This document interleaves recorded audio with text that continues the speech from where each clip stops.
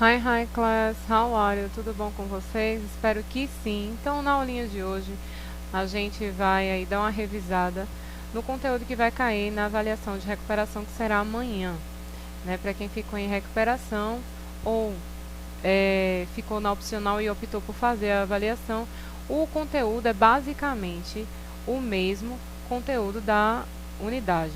A diferença é que você vai ter um leque maior de opções. Por exemplo, na terceira unidade, na terceira unidade nós demos os modais e os relative pronoun, mas todos eles, e não apenas o can, o could e o must, e nem apenas o that, né, perdão, o who, o whose e o with, né, que são os relative pronouns. Então agora a gente vai rever todos os modais que podem cair na avaliação, além das type questions, que foi realmente o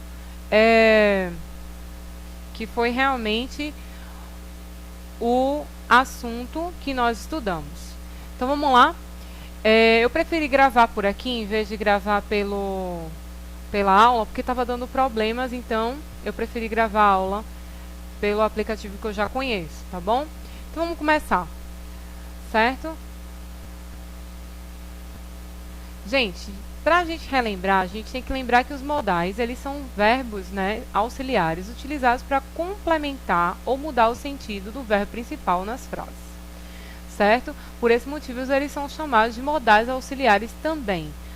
Alguns modais que a gente pode conhecer, e os mais importantes deles, esses são todos os modais, mas os mais importantes são can, could, e may também, e must, tá? Os demais modais, eles são utilizados com outro sentido, eles não usam muito com sentido de modal. O would é muito utilizado na second conditional que vocês deram, né? O will é mais utilizado na first conditional que vocês também deram no início do ano. Que seria first conditional, a primeira condicional, e second conditional, a segunda condicional.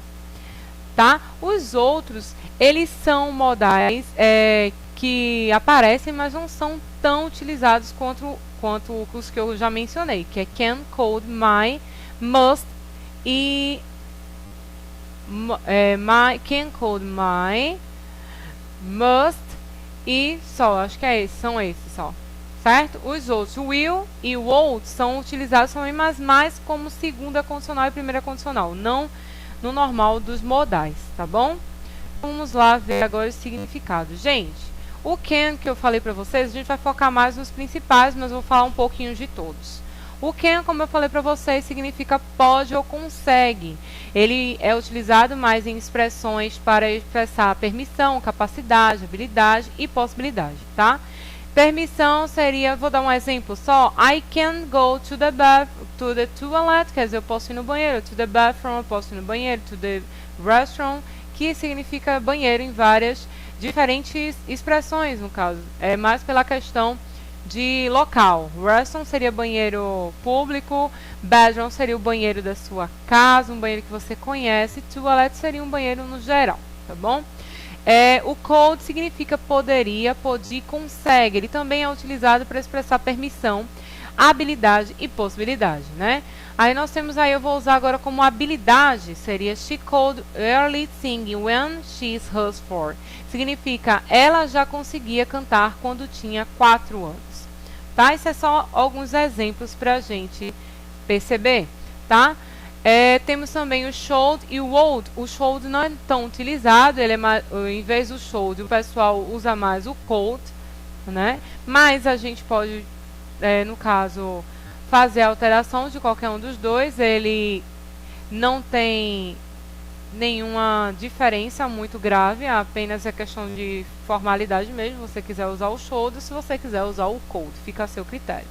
Eles têm os mesmos significados, deveria, mas enquanto um significa permissão, habilidade e possibilidade, o outro é mais para conselho, recomendação ou sugestão. Por exemplo, uma sugestão: he should tell her he's not going. Ele deveria avisá-la que não vai. Uma sugestão. O would, ele aparece mais na second conditional, na segunda condicional, e ele tem como significado gostaria. Também significa, também é utilizado para expressar pedido ou desejo, tá? Aí nesse caso, o would will, por exemplo, would will have me do my homework significa você poderia me ajudar a fazer meu trabalho de casa? Certo? Essa daí, ó, é mais um exemplo mesmo, tá bom? Temos aí também o may, que também é bem utilizado. O may e o can, eles compartilham aí a questão de uso. E a gente pode ver nessa questão aí que ele significa o mesmo que o can, mas é mais, como eu falei, é mais aquela questão de escolha mesmo. Você vai escolher se você vai pegar, no caso, a expressão que é mais polida ou a expressão que é mais adequada a uma pessoa que tem mais intimidade com você. Ele expressa pedido, possibilidade de permissão. Veja que a diferença, a gente não utilizaria o can com a mãe, mas o may sim. Mom, may I go to the party with my friends? Quer dizer, mãe, eu posso ir para a festa com os meus amigos? Só estou dando um exemplo de cada, mas vocês veem aí que tem mais exemplos. Afinal, essa aula já foi dada, a gente está fazendo mais uma revisãozinha sobre esse conteúdo. O might significa pode e poderia, assim como may. Qual a questão aí? Em cima, ele é mais, assim, total flex, vamos dizer assim. Ele expressa pedido, possibilidade e permissão. Já o might, não, ele expressa possibilidade apenas. Então, quando a gente quer mais uma questão de possibilidade, só isso mesmo, não é uma coisa mais abrangente, a gente utiliza mais o might. E temos a possibilidade aí, que é it might be sunny on the weekend. Deve estar sol no final de semana. É uma possibilidade aí para que esteja sol. O must, que é um dos principais que mais se usam, significa deve. Tem a expressão de obrigação, proibição e dedução. Eu vou utilizar aí a de proibição para a gente dar como exemplo. Temos aí you must not tell it anyway. Você não deve contar isso a ninguém, tá bom? Aí tem esse daí, esse exemplo também. Vamos para o próximo. No próximo nós temos o shall, will e o ought to. Esses daí não são tão utilizados, mas o will é bem utilizado na first conditional, que é a primeira condicional. O shall significa deve, expressa convite, sugestão, ação futura, né? Já o que tem, por exemplo, ação futura, I shall be there at 8, estarei lá às 8, né? O will seria mais na first conditional, ele é bem utilizado, ele é o futuro do verbo to be e significa será, expressa uma ação futura também, mas nesse caso a ação futura seria they will get married next year. Eles se casarão o ano que vem. Na ought to significa precisa e deveria, expressa um conselho, certo? Aí nós temos aí, ó, you ought to call the police. Você deveria ou precisaria ligar para a polícia, né? Petition, gente. Algumas modais que a gente deve prestar atenção, que é o can, could, may, né? Que são alguns modais que a gente deve prestar um pouco mais atenção. Você pode observar no quadro assim, no quadro que a gente já viu, né? Que can, may, could podem ser utilizados em situações bem parecidas para indicar a permissão ou pedido. Então, no entanto, é importante que a gente saiba que can indica informalidade, may indica formalidade e cold também. Então, o que a gente vai fazer? A gente pode utilizar qualquer um dos dois para uma coisa mais formal, só que você vai ver o grau de formalidade, tanto que o may significa pode, mas o cold significa poderia. Observe uns exemplos aqui ao lado, olha só. Can I ask a question? Quer dizer, eu posso fazer a pergunta, isso seria para um amigo meu. Ask a question, quer dizer, eu posso fazer uma pergunta, seria para minha mãe ou para alguém que é uma autoridade maior do que eu, mas eu ainda tenho um pouco de intimidade. Já o could I ask a question seria, eu poderia fazer uma pergunta, seria para alguém que é bem superior a mim e eu não tenho nenhuma intimidade com essa pessoa, tá bom? Os modais que confundem são o should e o ought to, mais utilizados é o mais utilizado, menos formal. É o menos formal, a mesma coisa com o de baixo. O mais utilizado é o menos formal. Mas os dois significam poder, deveria, né? Então, eles confundem um pouco por terem o mesmo significado. Gente, algo que é interessante lembrar aqui na gramática dos modais é que os verbos modais diferem dos outros verbos em diversos pontos. Assim, eles são utilizados sem o to, com exceção do modal, o to, que ele é o único acompanhado pelo to, mas, no entanto, ele vem depois do verbo e não antes do verbo. Né? Eles não são flexionados. Na forma negativa, usa-se o not depois do verbo modal, certo? E não antes. Então, ele é utilizado como se fosse um auxiliar, um verbo to be. Vamos dizer assim. Nas formas interrogativas, eu vou colocar aqui para baixo para vocês verem melhor.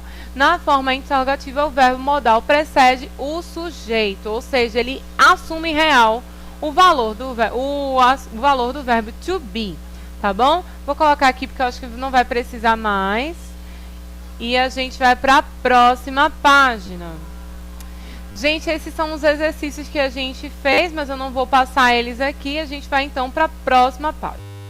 Certo? É que a gente terminaria o modal, que isso foi tudo, né? A gente vai terminar o modal e a gente vai para a próxima aqui, que é o Relative Pronoms, que é outro conteúdo que nós demos na terceira unidade, mas que a gente vai rever. E na quarta unidade a gente deu, mas foi mais específico, né? A gente deu apenas a questão de alguns modais que foram empregados, que foi basicamente o modal who, que é para a pessoa, with, que é para a coisa, e whose, que é para a coisa ou pessoa, mas para o possessivo, seria cujo ou cuja. E o who e o whose significa que, mas um que mais para coisa, um que para pessoa, uma coisa mais específica mesmo, tá? Então vamos ver agora um pouquinho, ou melhor, rever esse conteúdo. Relative Pronoms, a gente vai entender agora um pouco do Relative Pronoms.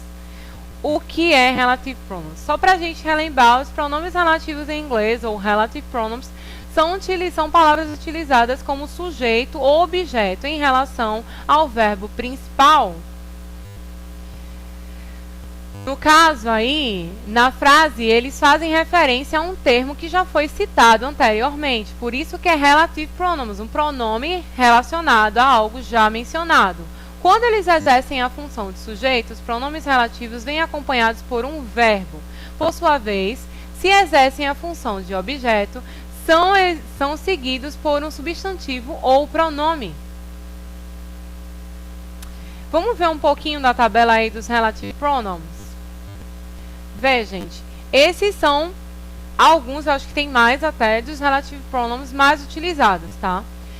Só que os que a gente mais usa mesmo, tipo os top dos tops, são o who, whose e o which.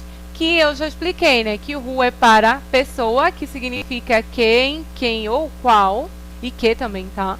O on é quem, né? No caso, não é muito utilizado. O whose, que eu falei que é bem utilizado, que é mais para possessivo, tanto serve para pessoa quanto para coisa, que significa cujo, cujas ou cujos. Which, que é que ou qual ou que. Onde, em que, where, que é mais para lugar, tá? A gente usa mais no lugar, que seria onde, em que, no qual, na quais, enfim. When, que é uma coisa mais de tempo, né? Quando, em que e tal. That, que é um coringa, ele serve tanto para coisa quanto para pessoas, certo? E ele significa que apenas. E o what, que é o que, certo? Tem mais ainda. Só que esses são os que mais aparecem. Só que, como eu falei, né, os que são mais aparentes até do que esses, são 3 principais, que foram os que a gente mais trabalhou na quarta unidade. Vamos entender um pouco dos usos? Então, sobre o processo, ó, os pronomes são utilizados para pessoas ou coisas. E ambos, por exemplo, são o who e o on são utilizados apenas para pessoas, como eu falei. Which é para coisas apenas. Já coisas e pessoas é utilizado o that, que é aquele coringa que eu falei para vocês, tá? Preste atenção que o pronome whose, ele é utilizado para indicar posse. Como eu disse anteriormente, ele foi um dos que a gente mais trabalhou aí na quarta unidade.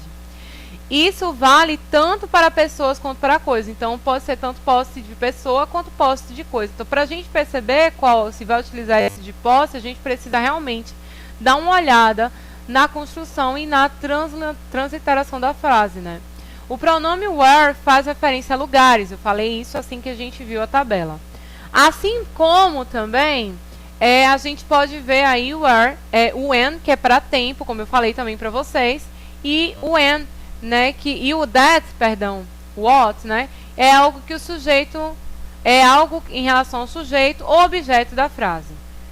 Aí nós temos também o that, né, que eu falei, é algo que o sujeito, algo que é sujeito ou objeto da frase. Me desculpem, eu acabei confundindo um pouco aqui. É importante também destacar que os pronomes relativos são também utilizados como pronomes interrogativos, então é interessante a gente prestar bem atenção se eles estão no início da frase. Os pronomes relativos, eles geralmente estão após o sujeito ou no meio da frase. Alguns deles ficam no final, mas nunca no início da frase. Para você prestar atenção se ele é pronome relativo ou pronome interrogativo, é bem simples. Início de frase, pronome interrogativo. Meio, assim, próximo do sujeito, mas não está no início, né? Ou então, e uma coisa muito importante, tem que ter interrogação. Você nunca viu pronome interrogativo, né? Sem interrogação, né? Então é bem interessante você se ligar nisso aí. Muda o significado também de alguns deles. Não são todos, mas muda, tá bom? Vamos continuar? Gente, alguns exemplos que nós temos aí. Eu vou dar uma releitura bem básica. A gente ainda tem a tag question, que é uma das mais difíceis, né? Que você tem que saber todos os tempos verbais. Então, eu vou dar uma acelerada aqui nos exemplos para a gente ver as tag questions também. E a nossa aula não ficar tão comprida para vocês estudarem para a recuperação. Preste atenção nesse exemplo aqui. The man who lives where is an engineer. Significa o homem que vive aqui é um engenheiro. Vamos agora para o último aqui. He is a writer whose work I admire. Eu só vou olhar os mais importantes, tá bom? Ele é um escritor cujo trabalho eu admiro. Vamos para o próximo? Nesse daqui temos mais exemplos, como eu falei, eu só vou dar uma ênfase nos mais importantes. Então, eu só vou ver aqui o wish, certo? E that, né? Que é um dos coringas, né? Os outros a gente não vê com tanta frequência. Aí temos aí the Britney meets the seated with dresses to ear, que significa, né, que a noiva precisa decidir qual vestido usar. E já esse aqui, the girl was arrived is beautiful, que significa a menina chegou, é linda. Bora agora para alguns exercícios, só que eu não vou mostrar os exercícios, a gente já fez, né? Os exercícios. Esses exercícios já foram abordados em sala. Assim como, pronto, acabou a nossa aulinha, a gente vai para o último conteúdo, que é Tag Questions. As Tag Questions, eu costumo dizer que ele é um dos assuntos mais fáceis e mais difíceis de se ver. Por que a Tag Question é tão fácil e tão difícil ao mesmo tempo? É fácil porque se você souber todos os tempos verbais de inglês, você mata tranquilo as tag questions. É difícil porque se você não conseguir identificar os tempos verbais, você não vai conseguir descobrir qual a tag que você vai empregar. Certo? Então vamos começar aqui na nossa telinha de televisão e a gente vai marcar o início do conteúdo, que é o que é a tag questions, né? Então, gente, o que é a tag question? É muito fácil, tá? A gente vai entender um pouquinho sobre o que é. As tags, elas são chamadas de tag question porque são perguntas curtas utilizadas no fim da frase para solicitar uma confirmação de uma informação dita anteriormente. Por exemplo, a frase anterior à vírgula, ela costuma expressar uma ideia incerta, uma frase... e a tag, ela vem para obter a informação, a confirmação dessa possibilidade, a confirmação dessa informação incerta, né? Então, em português, também é comum a gente utilizar perguntas no final de frases para tentar confirmar essa informação, para a gente ter certeza, que a gente não tem tanta certeza assim, a gente geralmente faz uma perguntinha bem leve no final. Então, é comum, inclusive, fazermos tal confirmação e através de determinadas palavras e locuções, por exemplo, né, certo, não é mesmo, não é mesmo, não é? Então, isso são locuções, né, que a gente utiliza para fazer o uso dessa tag em português, tá bom? Só para a gente fazer uma assimilação, né? Uma assimilação básica. Informações das tag questions. Uma das principais características das tag questions é que se o verbo estiver na forma afirmativa, na frase anterior à vírgula, a tag question apresentará o verbo na forma negativa. E vice-versa. Ou seja, se o verbo estiver na forma negativa, a tag fica na afirmativa. Se a frase em si está na negativa, a tag vai para a afirmativa. Se a frase está na afirmativa, a tag vai para a negativa e assim por diante. Não tem muito o que fazer, não. É bem assim mesmo, tá? Então, olha, além disso, a gente tem a questão dos verbos auxiliares, tá? E deve ser utilizado na tag question bem simples. Sempre os verbos com a flexão. Por exemplo, they play the guitar, don't they? Eles tocam violão, não tocam? Aí na afirmativa ficaria, veja, isso aí a tag é a partezinha final. Você vê que a frase está na afirmativa, they play the guitar. A frase é, eles tocam violão. Você quer confirmar essa informação? They play the guitar. Interrogativa aí, né? Aí você iria perguntar, eles tocam violão? Mas como a gente tem quase certeza dessa possibilidade, a gente usa uma tag aí. Aí logo a tag será feita com auxiliar do. Você vê que do play the guitar, né? Que seria a frase na interrogativa. Então a gente vai colocar lá na negativa para confirmar e fica assim, né? They play the guitar, don't they? Eles tocam violão, não tocam? Vê que aí foi feito com auxiliar do. Aí na forma negativa a gente tem que colocar sempre na tag, como eu falei, né? Contraído, tudo contraídozinho. Para ficar mais fácil, como é uma confirmação só, é uma coisa mais rápida, mais fácil. Se a gente tem preguiça de falar, eu já falei até isso na sala de aula, se a gente tem preguiça de falar, imagina eles também têm. Eles fazem de tudo para facilitar a fácil comunicação e o menor esforço da gente e provavelmente deles também, tá bom? Então a gente vai ver outro exemplo aí entre as formas afirmativa e negativa. E temos Sally. Sally is not Doug's sister, is she? Significa Sally não é irmã de Doug. Vejam que a frase está na negativa, então a tag foi para a afirmativa. Observe também que o verbo utilizado na frase, o auxiliar, que é o to be, também foi utilizado na tag. E por que não foi contraído, professora? Porque é o contrário que acontece, certo? Sempre que a gente vai confirmar, a gente coloca o sujeito auxiliar primeiro e em seguida a gente coloca a tag, tá bom? Pronto, gente, a gente tem que agora só prestar mais atenção nos tempos verbais. E os tempos verbais utilizados nas tags são todos, né? Temos aí o simple present, que a gente vê muito aí usando does, not ou don't, ou do, né? A gente tem também o simple past, né? Que a gente vê muito did ou has not, que são duas formas que o tempo verbal pode aparecer. Temos também, deixa eu ver mais.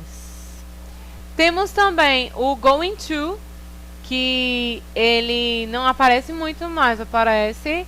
Temos o present continuous, que a gente vê aí que é o is mais o ing, só que no final acaba ficando tipo simple present, mas não é bom a gente prestar atenção. Temos o future com will. Temos a tag question no past continuous, né, que a gente usa aí o has em vez do is or, a gente usa o has e o are e o ing, né? A gente fica aparecendo também com o simple past. Temos os modais nas tag questions, também eles aparecem, que é o can, o must, o would, entre outros. Os casos especiais são no imperativo, não são muito comuns, mas aparecem, que seria, assim, a gente pode ver que eles são posicionados depois da frase com o verbo no modo imperativo, como são feitos, né? As tags formais, a gente usa mais o will e o would. Então, quando tem esse, assim, tipo, um imperativo, e a gente vai colocar uma tag, a gente tem que colocar will ou would. Veja que são realmente os que mais a gente utiliza dos modais, né? Aí nós temos aí, ó, will, que seria lock the door, will you, quer dizer, tranque a porta, você pode? E a outra é closing the window, would you, fecha a janela, você poderia? Não é muito comum assim, é mais comum a gente ver o contrário, né? A gente, se você poderia fechar a janela? Só que fica mais como uma pergunta. Como é uma tag, a gente coloca sempre no final da informação. Tá certo? Então, preste um pouquinho atenção disso aí. Temos também tags que demonstram expressões que indicam opinião. Não é muito comum também não. Mas acontece. Quando a frase antes da vírgula apresenta uma expressão que indica opinião, basta ignorar essa expressão. Aí, ó, a gente passa o restante da frase para a interrogativa e assim saberá qual verbo usar para formar a tag question, né? O exemplo é I think she is very nice, isn't she? Quer dizer, eu acho que ela é muito legal, não é? Vê. É uma possibilidade aí. Tá vendo? Tag também após uma sugestão. Quando a frase anterior à vírgula utilizar less, por exemplo, vamos, para expressar uma sugestão, a tag deve ser feita com shall we. Significa, vamos, que tal, o que você acha, certo? Let's invite them. Shall we? Vamos convidá-los? O que você acha? Né? Seria mais uma questão de sugestão. Também tem tags com pronomes indefinidos, que é unborn, sambar, nothings, né? Nothing, que seria nada. E daí vai. Deixa eu ver aqui mais coisas. Tag questions com pronome I é comum também, tá? Aí o exemplo, I am too tall, aren't I? Eu sou muito alto, não sou? Seria mais uma confirmação do que você acha, certo? E a informação da tag com o verbo afirma o que utiliza o am também, tá? O am fica na frente, tá certo? Esse aí, ó, esse exemplo não é muito utilizado. É mais utilizado a gente colocar, em vez de colocar o am, a gente coloca o auxiliar do plural, que é aren't, né? Agora, é só para confirmação mesmo. Agora, isso na negativa, porque o am ele não pode ser contraído, lembra? Já na negativa, o am é utilizado normalmente. Por exemplo, I am not too tall, quer dizer, eu não sou muito alto, sou... Porque lembra que eu falei lá no início que as tags não podem ser contraídas. Então, é necessário que a gente... quer dizer, não podem ser normais, elas têm que ser contraídas, precisam da contração, porque elas são uma pergunta curta, né? Então, o am, mesmo ele sendo pequeno, quando a gente vai colocar, ele não contrai com o not.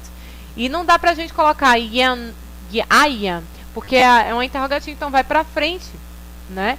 Então, ficaria maior do que aren't I am not I, né? Veja, então, ele utilizou o plural, né, o to be plural, na negativa, mas quando vai para a afirmativa, ele utiliza normalmente.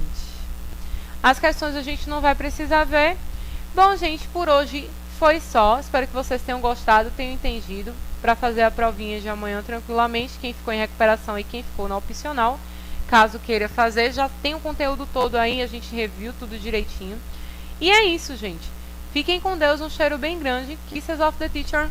Beijos e até a próxima. Bye!